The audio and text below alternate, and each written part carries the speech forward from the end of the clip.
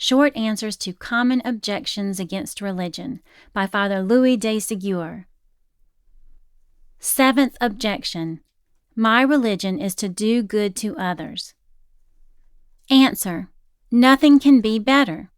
It is just what the Christian religion most pressingly commands us to do, even assimilating this duty to that higher and more fundamental one of loving God. Thou shalt love the Lord thy God with all thy heart, we are told in the first commandment. And the second, which is like unto the first, is this, Thou shalt love thy neighbor as thyself. These are the very words of Jesus Christ. St. Matthew chapter 22. But he adds something of which you do not take heed. Upon these two commandments hangs all the law.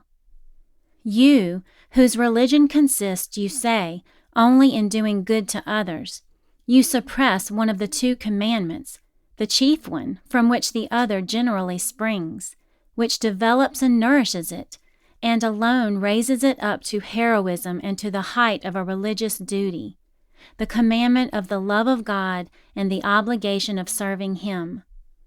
We must have the use of both legs to walk, must we not? Just so, to fulfill our destiny on earth and reach heaven, we must practice both the great commandments. 1. Thou shalt love thy God. 2. Thou shalt love thy neighbor as thyself. Therefore, the second is rarely observed where the first is neglected. The experience of 19 centuries proves this. Those Christians who rest the love of their fellow creatures on the love of God are the only ones who love them truly, efficaciously, purely, and constantly. Who have been the greatest benefactors of suffering humanity? The saints, that is, men whose hearts were inflamed with the love of God. To cite but one of these, look at St. Vincent de Paul, that hero of brotherly charity, that father of the afflicted, who continues even in these times to do good all over the world by means of the benevolent institutions he founded. Who was Vincent de Paul? A priest, a churchman. What was the source of his unexampled devotion to his fellow creatures? The love of God, the practice of Christ's religion. What are the institutions of benevolence which prosper most, not to say which alone prosper? What are those which live, which develop themselves and endure through all ages? Those which the Church founds, those which rest on a religious idea, which are crowned by the cross of Jesus Christ.